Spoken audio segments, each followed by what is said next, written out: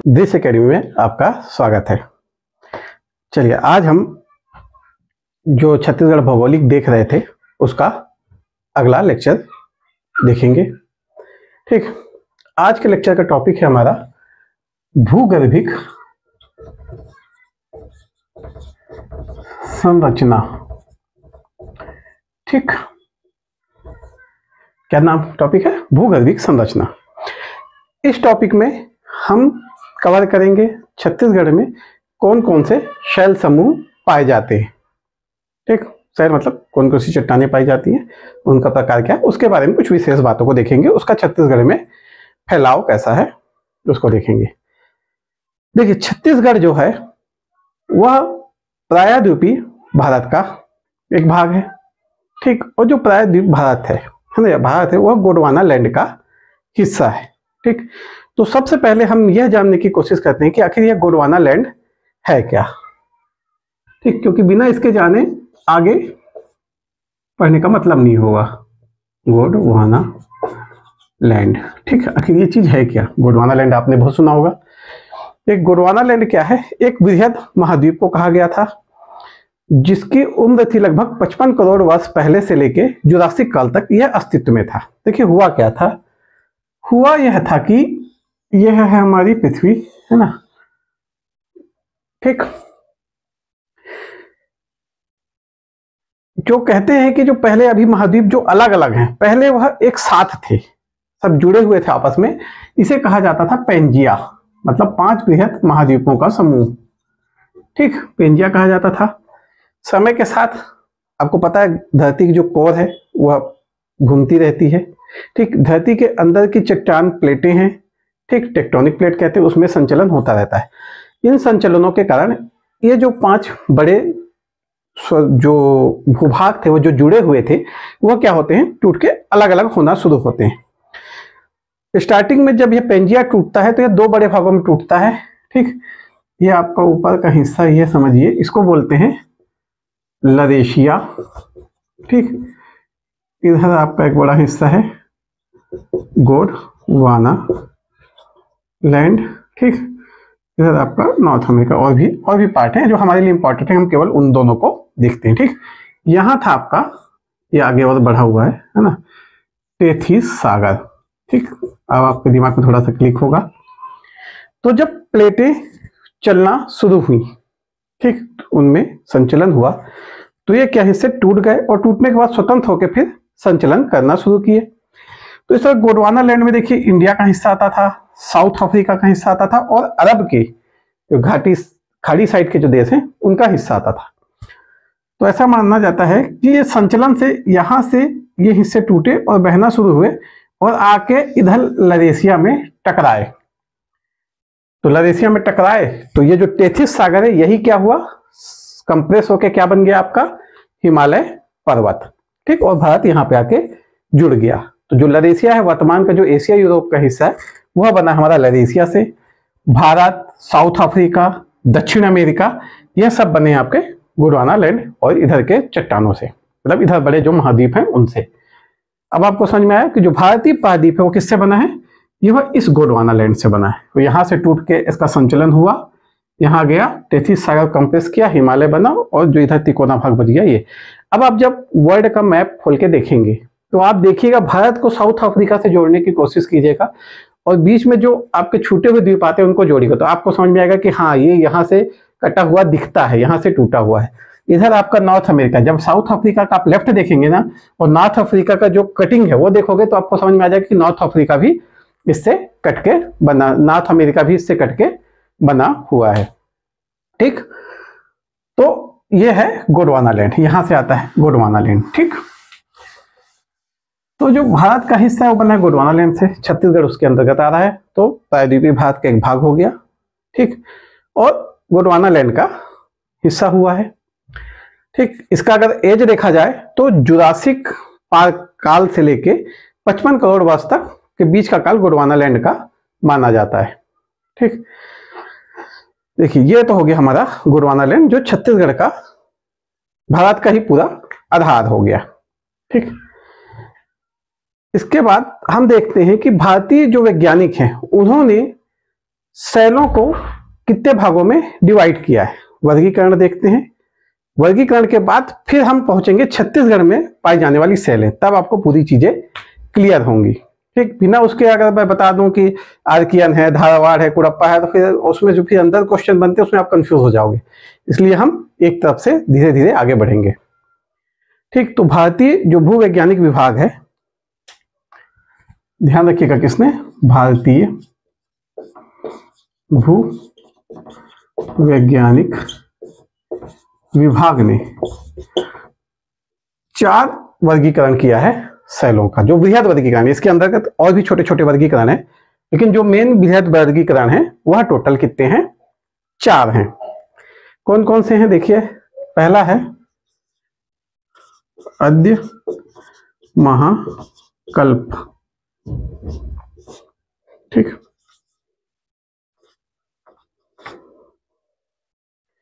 दूसरा है पुराण महाकल्प।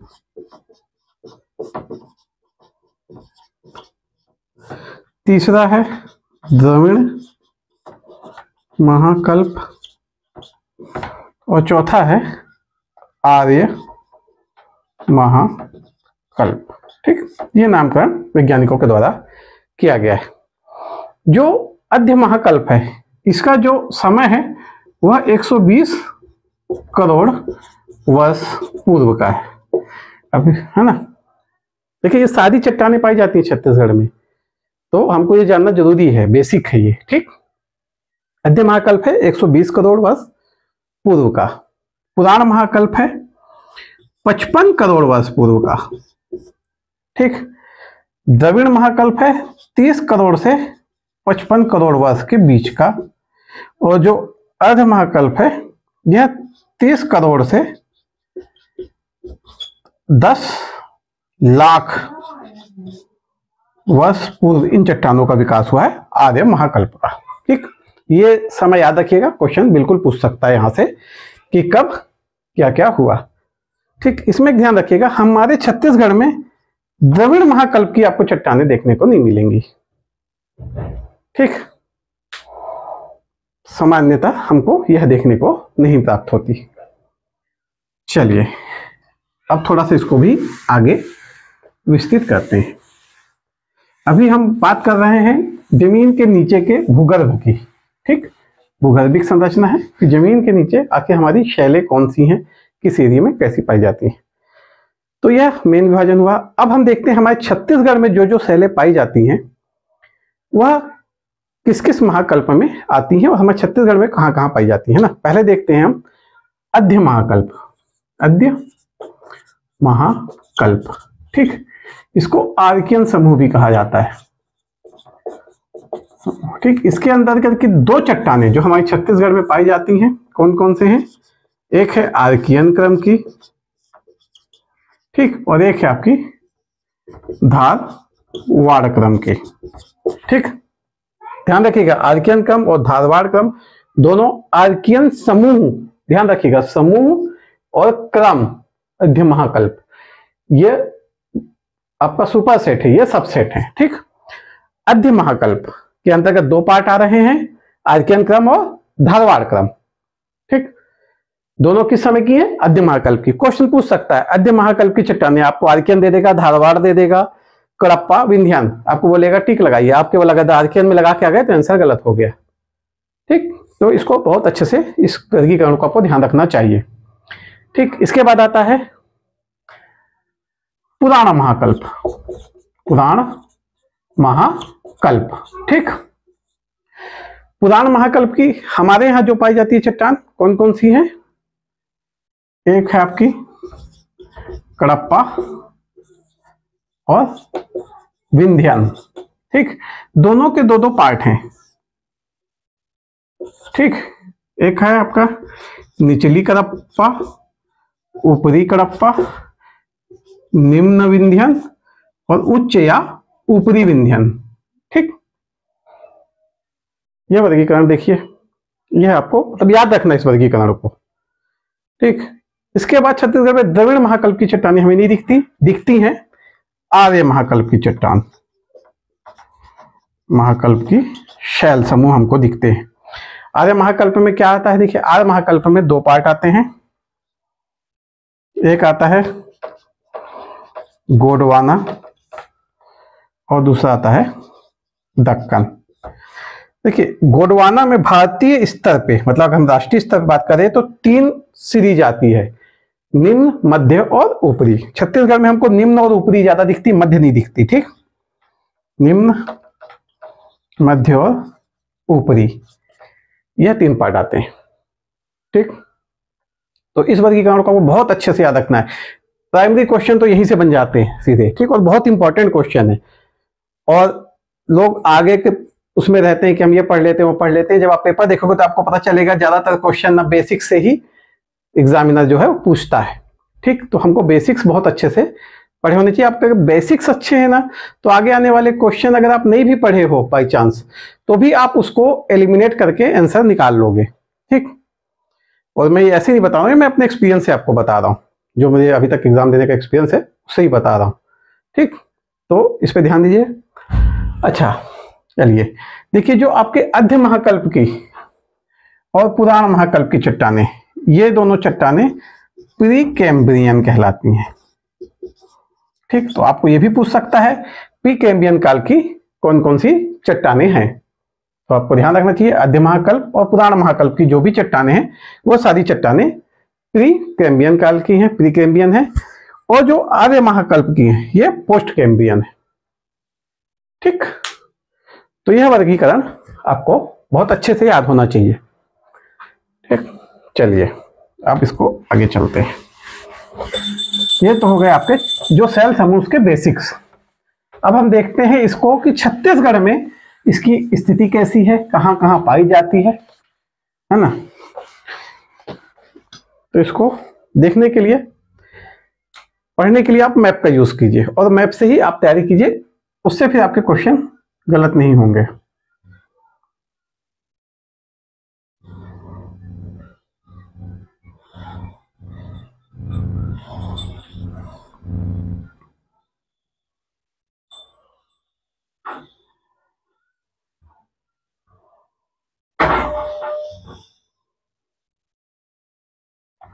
है ना, दिख रहा है छत्तीसगढ़ टाइप? दिख रहा है थोड़ा थोड़ा। ठीक ना, चलिए देखिए अभी तो हम इसमें सारी चट्टानों को ड्रा कर लेते हैं, पढ़ेंगे एक एक को। ठीक, चलिए देखिए अपन इसको,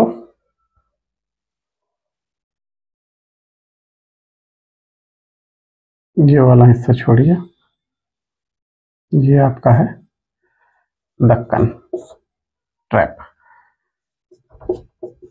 ठीक, ऐसे ही आप इसको बना के रखे रहिए, जब भी वो एक बार देखिए तो आपको यह क्लियर हो जाएगा। ठीक,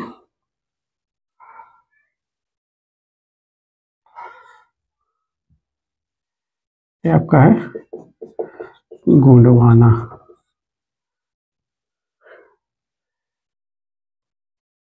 ठीक, गोंडवाना।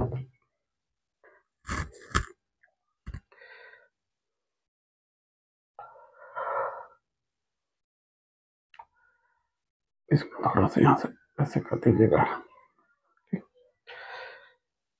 फिर ये हो गया, ये हो गया आपका जो ये हिस्सा दिख रहा है, ये आपका है गोंडवाना की जो चट्टानें मुख्यतः यहीं पे फैली हुई हैं पूरी।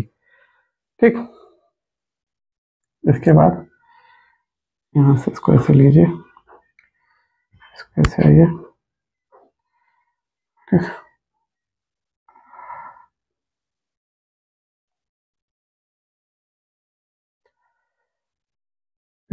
लगभग लगभग ये हिस्सा है आपका कड़प्पा। ठीक, अब देखिए ये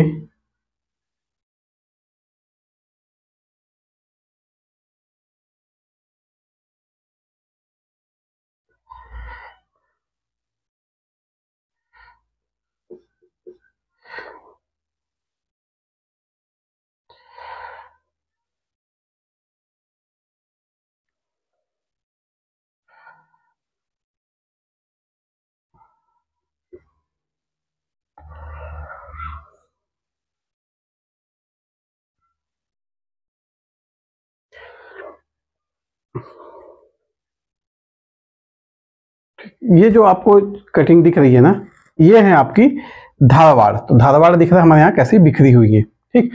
और बाकी जो हिस्सा बचा है ना, ये है आपकी पूरी आर्कियन अध्य महाकल्प की चट्टानें।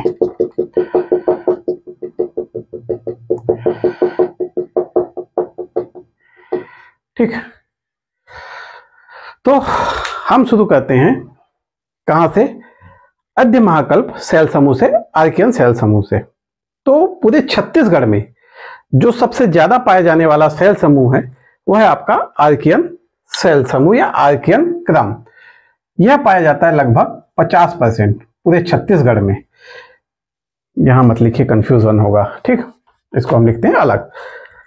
छत्तीसगढ़ में आर्कियन सेल समूह पाया जाता है 50% लगभग हिस्से में। किस सेल समूह का विस्तार है, आर्कियन सेल समूह का विस्तार है। देखिए जो अग्नेय चट्टानें थी पहले, वह जब ठंडी होती गई तो उनसे बना है आर्कियन सेल समूह।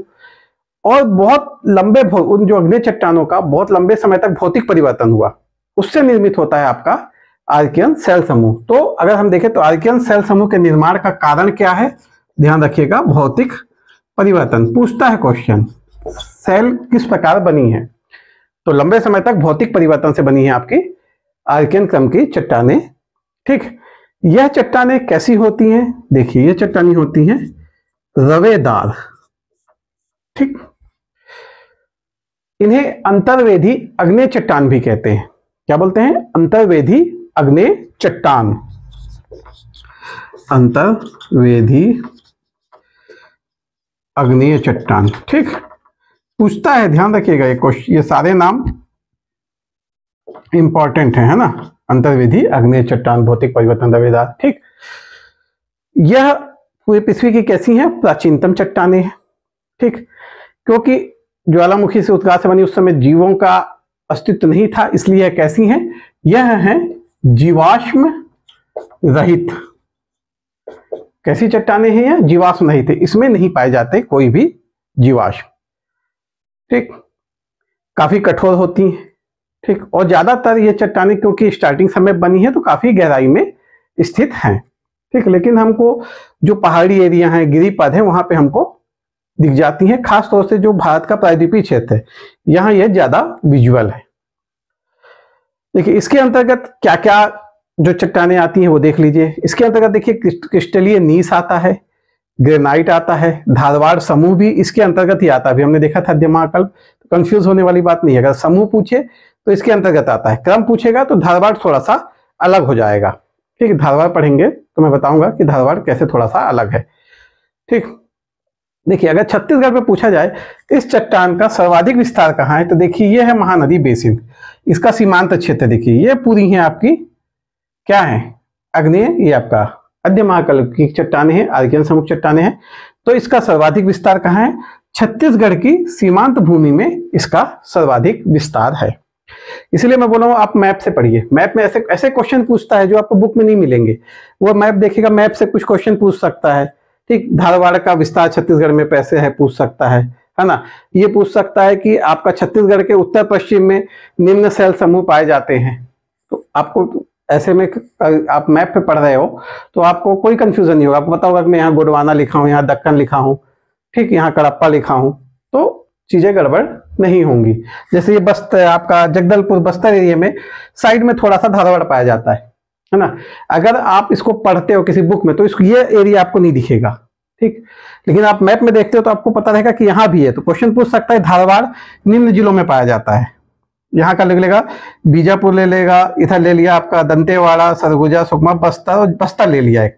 अगर आप ये मैप नहीं दिखे हो तो आप 100% लगाओ कि बस्तर में धारवाड़ नहीं पाया जाता है, क्योंकि धारवाड़ कहाँ है, बेलाडीला है आपका, दंतेवाड़ा पहुंच गया है, बस्तर में धारवाड़ नहीं पाया जाता। लेकिन जब आप मैप देखोगे तो आपको क्लियर होगा कि नहीं, यहाँ भी धारवाड़ है थोड़ा सा। तो इन चीजों को मैप से पढ़ना बहुत जरूरी रहता है। सीमा निर्धारण में बहुत काम आता है। जैसे ये इस कॉर्नर पे ये है, इस कॉर्नर पे ये वाली धारवाड़ है। धारवाड़ पढ़ेंगे तो मैं बताऊंगा कौन सी चीज किस चीज के लिए है ना, मतलब किस एरिया में आ रहा है, क्या है। ठीक, चलिए अभी हम पढ़ रहे हैं अध्य महाकल्प का सेल समूह। देखिए अध्य महाकल्प में जो डोंगरगढ़ एरिया है, ये वाला एरिया, यहाँ पे जो चट्टानें पाई जाती हैं इसकी ग्रेनाइट और नीस की, इनका कलर है गुलाबी। ठीक, ये सारे आपके सिंगल लाइनर क्वेश्चन हैं, पूछ सकते हैं, है ना। एकदम ध्यान रखना है, जो ये जितने मेरे शब्द हैं ना, हर शब्द एक क्वेश्चन बन सकता है, इसलिए एकदम कॉन्सेंट्रेट होके पढ़िए। तो डोंगरगढ़ का जो ग्रेनाइट है वो कैसा मिलता है, गुलाबी कलर का मिलता है। रायगढ़ का ये देखिए क्षेत्र, रायगढ़ का क्षेत्र हो गया आपका, जसपुर के कुछ क्षेत्र हो जाएंगे। यहाँ पे कैसी चट्टानें पाई जाती हैं, ग्रेनाइट और नीच की चट्टानें पाई जाती हैं। सारंगढ़ का दक्षिण पूर्व भाग, ठीक, ये थोड़ा एक्चुअली नीचे यहाँ पे सारंगढ़ है, मैप थोड़ा गलत बना, इस थोड़ा नीचे लेते हैं। सारंगढ़ का दक्षिण पूर्व भाग में भी ये सारंगढ़ है, यहाँ से दक्षिण पूर्व भाग में जो चट्टानें हैं वो भी कैसी हैं, नीस और शिष्ट चट्टानें हैं।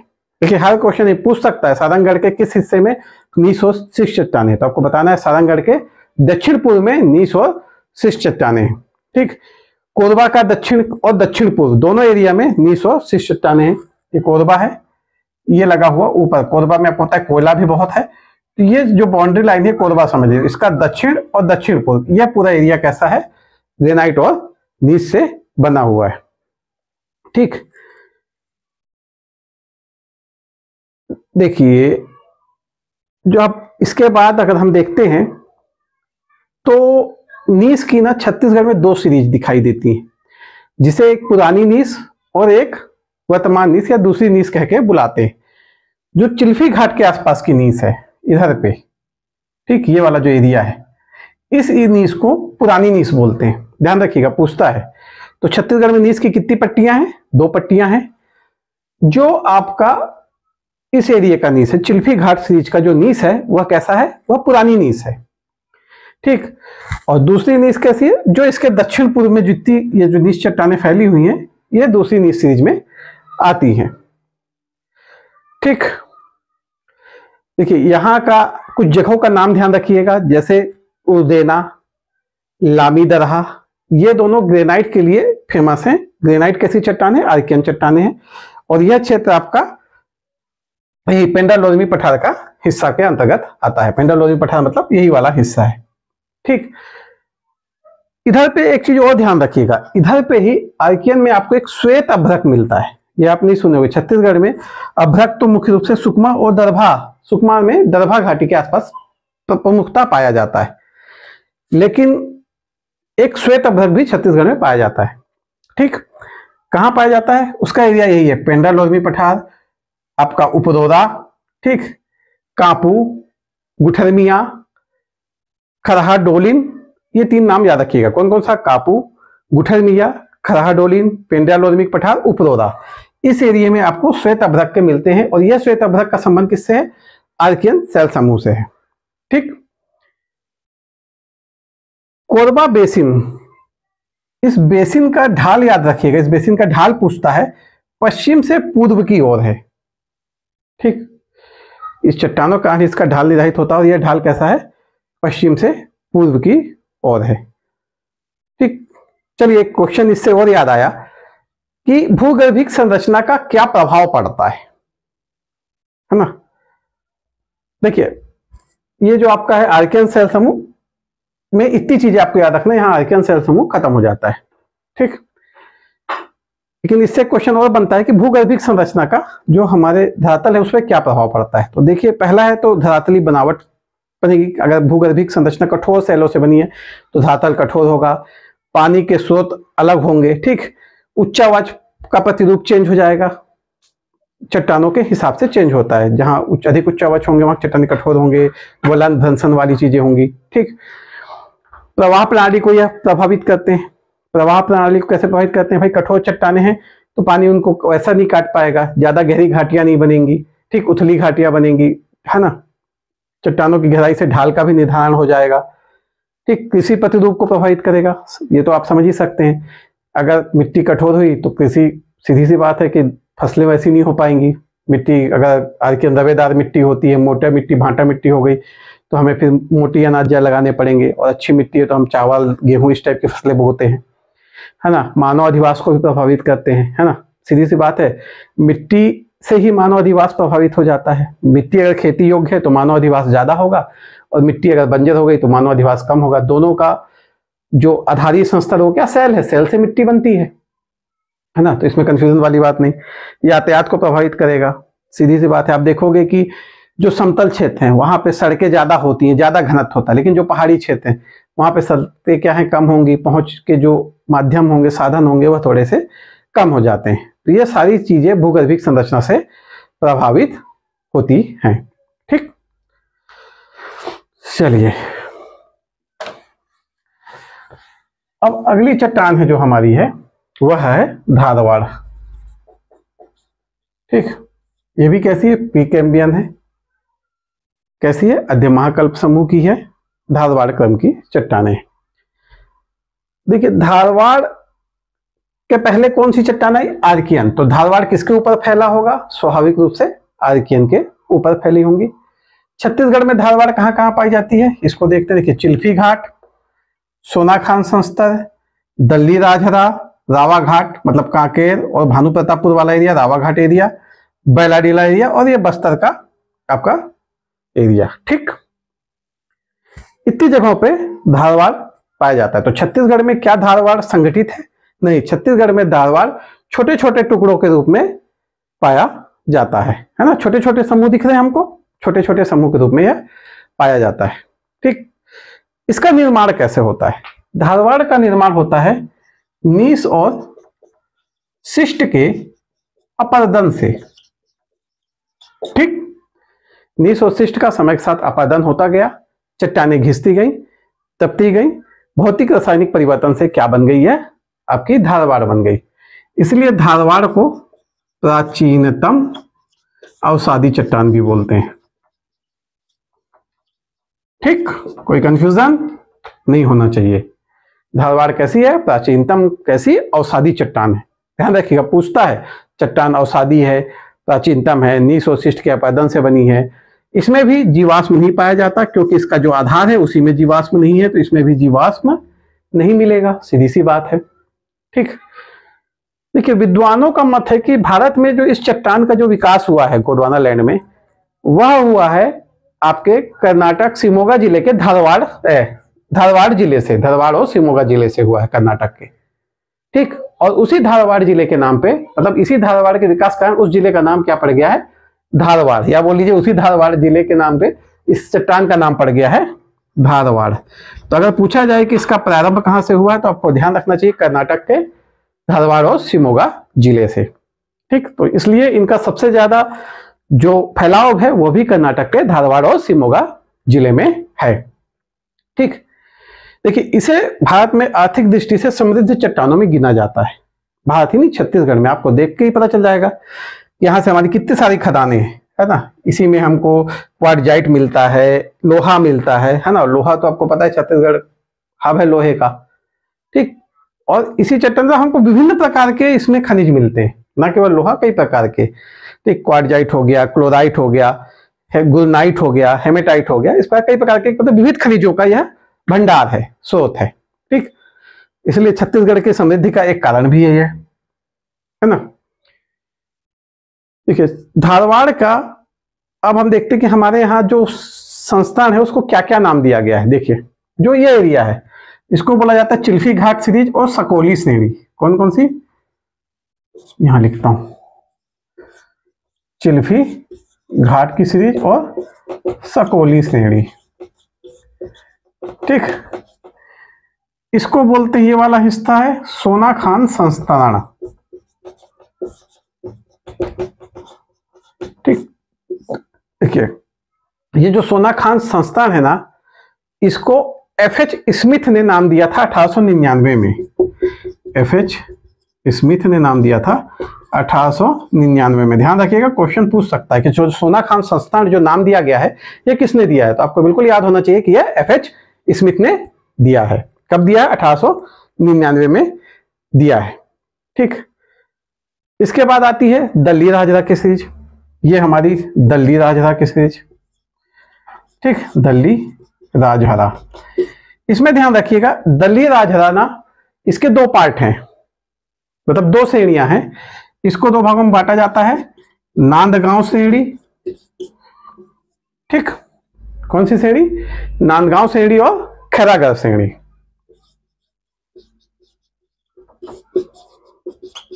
ठीक, दो पार्ट में बांटा जाता है, नांदगांव श्रेणी और खैरागढ़ श्रेणी। देखिए जो खैरागढ़ श्रेणी है इसे 60 करोड़ वर्ष पूर्व की मानी जाती है। कितनी पूर्व? 60 करोड़ वर्ष पूर्व की मानी जाती है।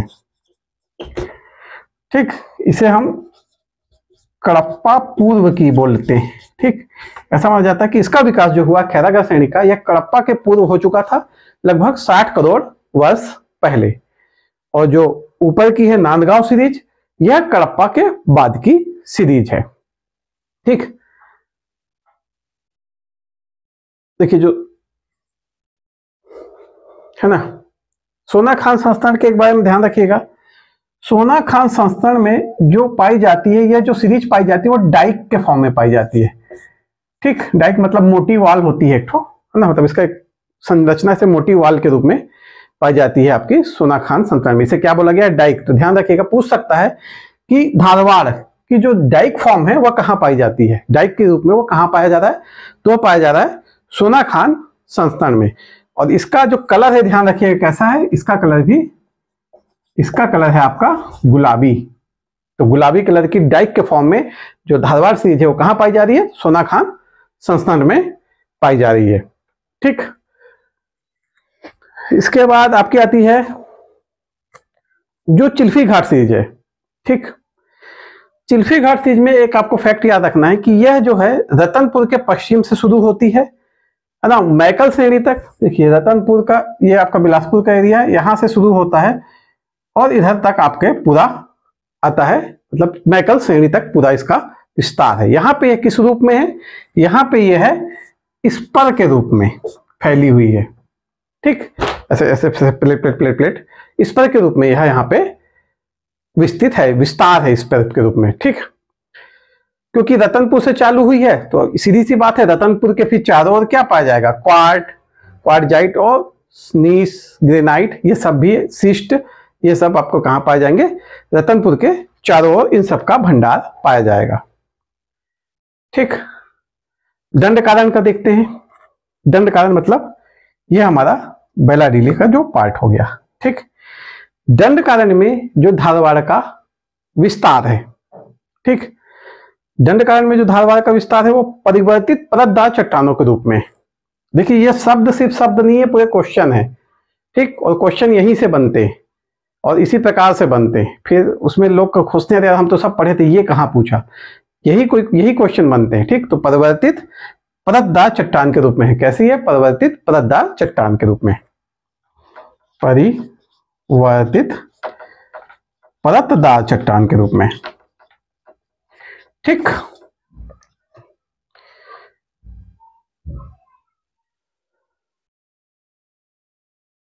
ध्यान रखिएगा यहां पे इसमें वलन पाया जाता है। जो दंडकारण्य में जो ये बेलाडीला का जो एरिया है, यहाँ पे क्या पाया जाता है? वलन। वलन क्या होता है? देखिए कि वलन ऐसा होता है, मान लीजिए कि यह जैसे जमीन है ना, ये इधर से प्रेस हो रही है, इधर से प्रेस हो रही है, तो यहाँ के बीच क्या है? ये ऐसे फोल्ड होके ऊपर उठ जाएगा, है ना, तो इसी को बोला जाता है वलन, है ना। जैसे हमारा हिमालय पर्वत है वो क्या वलन से बना है ना, दोनों तरफ से प्रेस हुए हैं, इधर से गोंडवाना लैंड है, उधर आपका यूरेशियन प्लेट है, दोनों प्लेट प्रेस हुई, बीच में उड़ गया आपका हिमालय, दोनों के बीच दबा और बीच का क्षेत्र हाई प्रेशर में ऊपर उठ गया, इसी को बोला गया है वलन बोला जाता है। ठीक, तो वही वलन हमको यहाँ भी दिखता है बेलाडीला की जो श्रेणियां है। यहाँ पे यह जो धारवाड़ का विस्तार है वो 10-12 अलग अलग भागों में, मतलब ये एक श्रेणी हम बोलते हैं पर यहाँ 10 से 12 भाग हैं, मतलब 12 ऐसे ऐसे ऐसे टीले टाइप, जैसे बोलते हैं बैल के डीले हैं, वैसे टीले टाइप अब दिखाओगे तो ऐसे ऐसे डीले दिखेंगे और सब धारवाड़ के भंडार हैं, जमाव हैं। ठीक, देखिए इन दो श्रेणियों को, यहाँ पे दो श्रेणियां पाई जाती है, एक है आपकी बेंगापाल और दूसरी है बेलाडीला। ध्यान रखिएगा बहुत इंपॉर्टेंट क्वेश्चन है। धारवाड़ की दो श्रेणियां दंडकारण्य में कौन कौन सी हैं? बेंगापाल और बेलाडीला। सामान्यतः हम लोग सिर्फ बेलाडीला का नाम सुनते हैं, पर यहाँ पे दो श्रेणियां हैं, बेंगापाल और बेलाडीला। दोनों में अंतर है, देखिए क्या अंतर है। जो इन सीरीज में जो खनिज पाए जाते हैं उसमें अंतर है। बेंगापाल में देखिए क्या पाया जाता है? शिस्ट पाया जाता है, स्लेट पाया जाता है, क्वार्टजाइट पाया जाता है और बलुआ पत्थर पाया जाता है। ठीक, शिस्ट, स्लेट, क्वार्टजाइट, बलुआ पत्थर। जबकि बेलाडीला सीरीज में क्या पाया जाता है, बेलाडीला में पाया जाता है आपका हेमेटाइट, क्वार्टजाइट, क्लोराइट, हेमेटाइट, गुरनाइट, प्लेन क्वार्टजाइट, प्लेन क्वार्टजाइट केवल क्वार्टजाइट। एक हेमेटाइट क्वार्टजाइट होता है, एक हेमेटाइट होता है, क्वार्टजाइट अलग होता है, ठीक, हेमेटाइट गुरनाइट होता है, क्लोराइट होता है। ये सब उसके जो केमिकल स्ट्रक्चर है उसमें चेंजेस के कारण ये सब नाम थोड़े थोड़े बदलते हैं। जिसमें हेमेटाइट और क्वार्टजाइट की मात्रा होगी उसे हेमेटाइट क्वार्टजाइट बोलेंगे, जिसमें हेमेटाइट ज्यादा हो उसे हेमेटाइट, जिसमें क्वार्टजाइट ज्यादा हो उसे क्वार्टजाइट, जिसमें हेमेटाइट है और गुरनाइट की मात्रा उसे हेमेटाइट गुरनाइट बोलते हैं। इसी कारण छत्तीसगढ़ का जो सर्वाधिक लोहा है हेमेटाइट प्रकार का है, आपको पता होगा, और वह यहीं से उत्पन्न निकलता है। ज्यादातर जो सबसे बड़ी खदान है एशिया की यहाँ पे, ठीक, हेमेटाइट निकालने की, और ये कहाँ जाता है, जापान को भेजा जाता है। ठीक, तो आज हम अपने सेशन को यहीं पे समाप्त करते हैं। ठीक, इस मैप को आप याद रखिए और मेरे हिसाब से आप इसे कम से कम 3 से 4 बार बनाइए, एक बार देख के बनाइए और 3-4 बार बिना देखे बनाइए। ठीक, और थोड़े से एरिया को ध्यान रखिए, है ना, एरिया के हिसाब से मैप को आप मॉडिफाइड कर लीजिएगा। मैं तो आपको पढ़ाने के लिए बनाया हूं तो उतना मॉडिफाइड नहीं किया, है ना। जैसे सारंगगढ़ थोड़ा नीचे आएगा तो ये लाइन थोड़ा सा ऐसे करके इसको ऐसे ले जाना है, क्योंकि सारंगगढ़ का जो एरिया है वह आपका जो एरिया है वह किसका है, आर्कियन सेल समूह का है। उसके आसपास कैसी पाई जाती है, ग्रेनाइट और नीच चट्टानें पाई जाती है। तो जब आप ऐसे बनाओगे ना मैप, आपको हर एरिया भूगर्भिक संरचना के हिसाब से ना बहुत अच्छे से क्लियर हो जाएगा और आप भूगर्भिक संरचना में फिर गड़बड़ नहीं करोगे। मैंने जितनी बातें हाईलाइट करके बोली हैं उनको बहुत ध्यान से पढ़िए, क्योंकि वह सारे अपने आप में क्वेश्चंस हैं। ठीक, चलिए आज के सेशन को फिर यहाँ समाप्त करते हैं। ठीक, अगले लेक्चर में हम आगे की जो सेलें बची हमारे पास, अभी कितने सेलें हुई देखिए, अभी 2 सेलें हुई है, एक आर्कियन सेल समूह, दूसरा हमारी धारवाड़ सेल समूह। ठीक, 2 ही सेल समूह है, कहाँ कहाँ पाई जा रही है ना। अच्छा हाँ, इस सेल समूह में एक चीज भूल गया, ध्यान रखिएगा, ये है आपका राव घाट एरिया। ठीक, यहाँ भी आपके हेमेटाइट एस्कर पाए जाते हैं। ठीक, राव घाट भानु प्रतापपुर का यह पूरा एरिया है। ठीक, मोहला मानपुर, देखिए ऐसा नहीं है, इसको जब पढ़े ना तो अब देखिए, देखिएगा ये मोहला मानपुर का एरिया, ये आपका नारायणपुर का कुछ एरिया आ जाएगा, छोटे डोंगा सब इसमें आ जाएगा। ऐसे छोटे छोटे 2-3 चीज में मैं एक ड्राइंग बनाया हूँ, ऐसे छोटे छोटे है ना। राव घाट में एरिया आ गया। ठीक, अब जब जितने भी अभी जब हम खनिज पढ़ेंगे ना, जब उसके वो पढ़ेंगे खदान, तब इसको और क्लियर हो जाएगा कहाँ कहाँ पे है ना। भाना प्रतापपुर, राव घाट, ठीक, छोटा डोंगर एरिया नारायणपुर का, ये सब यहाँ पे आ जाता है। ठीक, तो ऐसे बनाइए, इसको ऐसे ही याद कीजिए। ठीक, चलिए ठीक है, आज फिर हम अपना सेशन यहाँ का समाप्त करते हैं। ठीक, आप अपनी तैयारी में बहुत अच्छे से लगे रहिए और भी लोगों को इससे जोड़िए ताकि वह भी अपनी तैयारी को बेहतर कर सके। ठीक, आपका सक्सेस ही हमारा उद्देश्य है। धन्यवाद।